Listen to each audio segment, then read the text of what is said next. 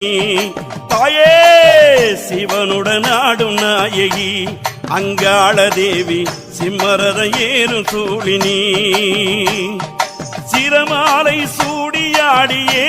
மேல்மலையனூரில் சிறி விளையாடும் காளியே அம்மம்மா சிவனுடன் ஆடும் நாயகி அங்காள தேவி சிம்மரத ஏறும் சூழினி தாயே சிவனுடன் ஆடும் நாயகி அங்காள தேவி சிம்மரத ஏறும் சூழினி